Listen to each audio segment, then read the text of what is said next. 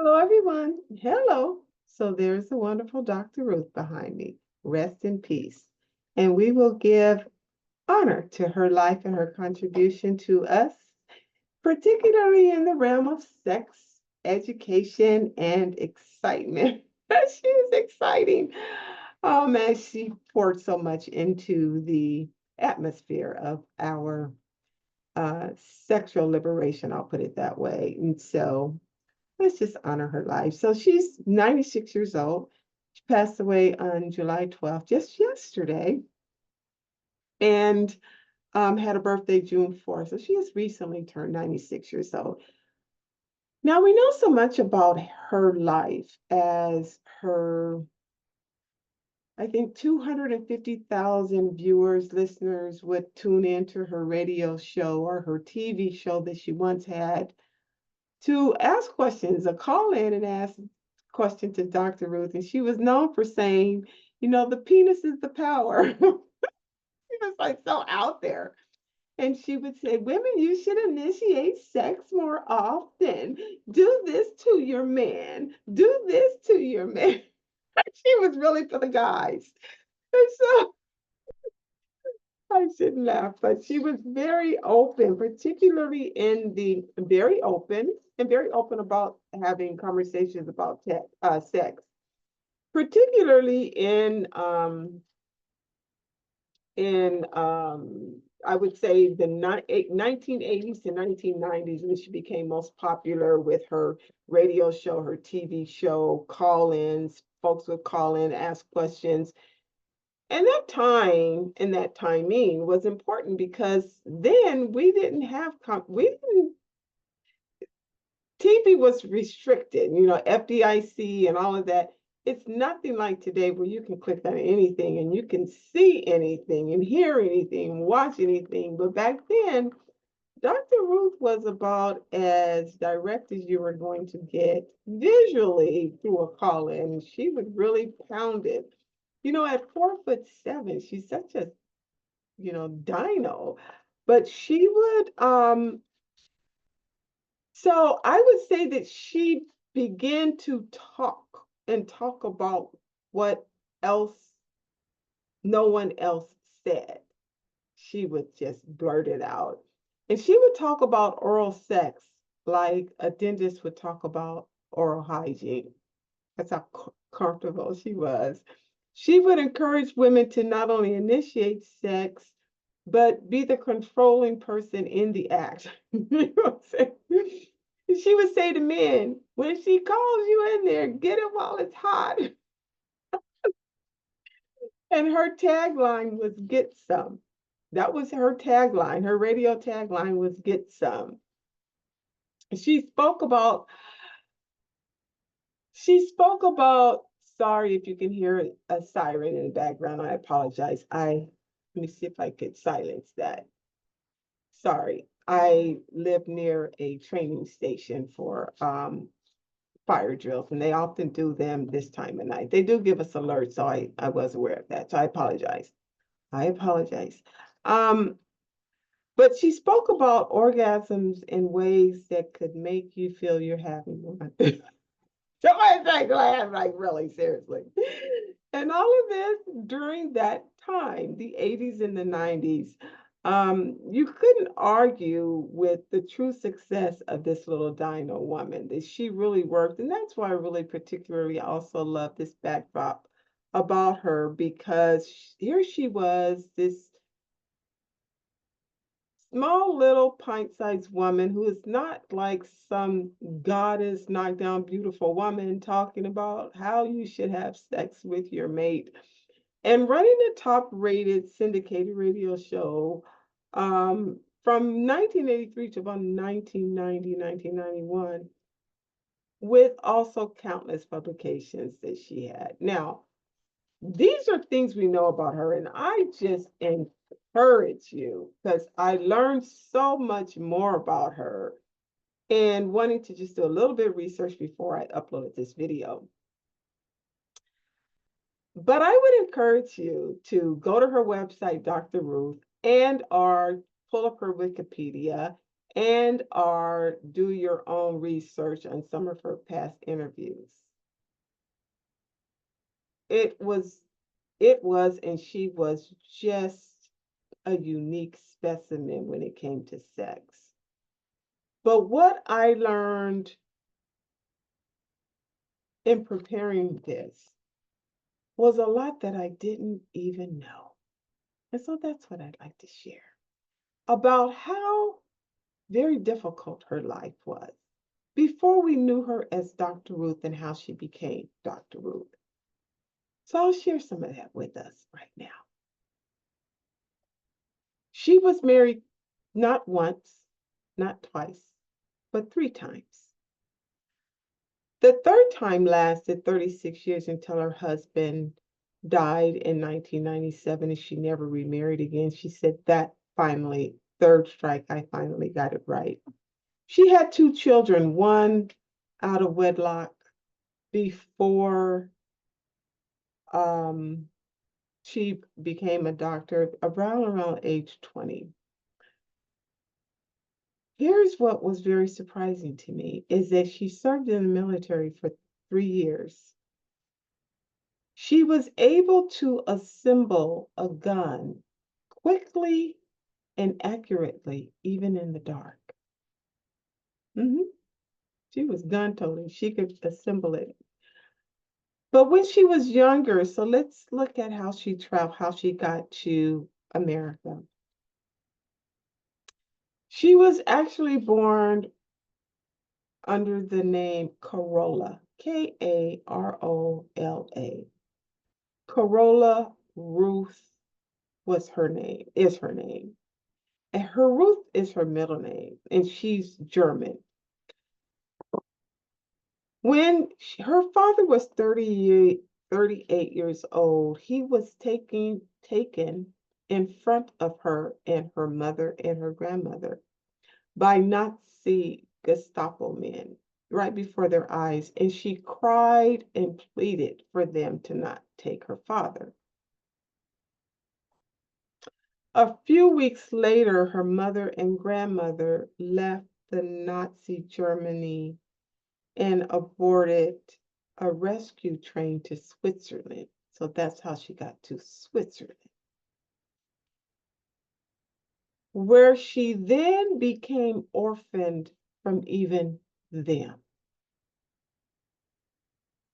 So there she was 10 years old. And she remembers in many interviews saying that the last hug she ever got as a child, she was 10 years old and was boarding that train, and she never was hugged again as a child. She felt like that was the final hug as a child from not only her parents, but anyone who was an adult to a child. And this developed what she called an irrational guilt, because she felt that if she had not left her parents, that they would all still be together. Well, this is a child's way of thinking. And she began to find a way by which she could reconcile what happened to her without her control and live with it now, despite it was horrible. And by that, she began to what she called turn it into an admiration of sacrifice, in which her parents, she put her parents sacrificed their lives for her instead of her being sacrificed with becoming an orphan, because she then became an orphan. What a life, right? So there she was, an orphan. And then when she was of age, she decided to join the military at around 19 years old. Now, at 4'7", the size and structure of her was not suited for many military roles, so they made her a scout and a sniper, but still trained her on gun mastery, gun assembly mastery, and she became top of her class. And even at 90 years old, she was interviewed, and at 90 years old, she was still able to put together a gun with her eyes closed in record time because she had really mastered it. And she was a wonderful marksman. The limp that we often saw that she had when she would come on stage to be interviewed or on TV came from a wound that she incurred by an exploding shell, by which the other two girls who were with her during the military explosion of this shell both died. So once again, she was left with irrational guilt. Why did I live? Now she's like 20 something years old, 24 years old. But she's right back there again. This horrible, horrible thing has happened right in front of me. It reminds me of when my father was taken from me. It reminds me of with my mother and my grandmother going to Switzerland on the train, and I got separated. It reminded me of that. And now here I am. And these two girls they died, but I am sacrificed. So she began to constitute that as an admiration of sacrifice. She began to see her life as that, an admiration of sacrifice. So now she lived a life of migration because now she had gone from Germany to Switzerland to Israel to France and now into the United States in 1956 at 28 years old with a newborn daughter. Now, all of that I didn't bring into the stories. I just wanted to give the highlights. That's why I said her story is fascinating. It should really be a movie, but you should just read it for yourself. But she had had a baby girl by the time she got to the United States and landed herself in Washington. Now, how did she circle here? What got her here? When she was here, she worked during the day. She went to school at night, and she put her child in foster care because she was acquainted with someone caring for her as a child as an orphan. But in this case, she was not a disappearance. She was not excluded from. She was taking her child every day and picking her up. So almost like a babysitting care, but it was foster care. She began to study psychology. Now she wanted to understand with that life encounters that she had. She just wanted to study psychology, and she ended up morphing into focusing on sexual psychology. And at 42, it took her until she got here when she was 28 years old. She got her doctorate in sex education at 40. So she's really poured herself into it. It took a lot of time for her to do it. But once she did get that doctorate in sex education, she began to talk and talk and talk. She talked about what everyone else wouldn't say. She made it feel uncomfortable, but inviting. She made it feel like you had a lot of questions and never knew you did. She talked in such a way that even as a grown adult and you've already had sex 1,000,001 times, she taught you something new. I taught you something else you can do. And here it is from a woman you think you wouldn't even have such a conversation with. But the phones were always ringing, and every phone call was lined up. There was people holding to talk to Dr. Ruth. You couldn't argue with her direct delivery. I'll put it that way. I'm saying all of that, and I'm saying this. What a wonderful contribution that she's given into the liberation of sex conversation, sexual conversation, being comfortable with the talk of sexuality, helping us embrace ourselves and be comfortable with those types of conversations. And here she come from such a walk in life that would be challenging and difficult for anyone. Yet God so blessed her to bless everyone. Now, isn't that remarkable? What a remarkable life. And we're fortunate to have such a life. I would say that I remember years ago, so there she was in the 80s and 90s having these conversations, that now today,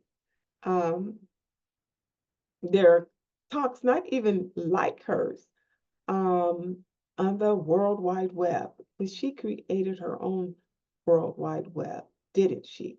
Germany, Switzerland, France, United States. Ain't that a World Wide Web to some degree or another? So we're all fortunate to have had her during these years of our life experience. And again, like she said, the penis is the power, and women, you guys can initiate the sex too. She put it out there. She was wonderful. In her last days, she was still living in her 3-bedroom apartment, even though she had written many publications and had a talk show or radio show and did many different appearances, even had worked with Planned Parenthood and just many big organizations. She still lived a very meager life in her small apartment, and it was described as very cluttered. Now, from that, I get this. She remembers her entire specimen of her life. She never became Hollywood. She was always that 10-year-old child crying for her father back, that 20-year-old, that 12-year-old child separated from her mother and her grandmother.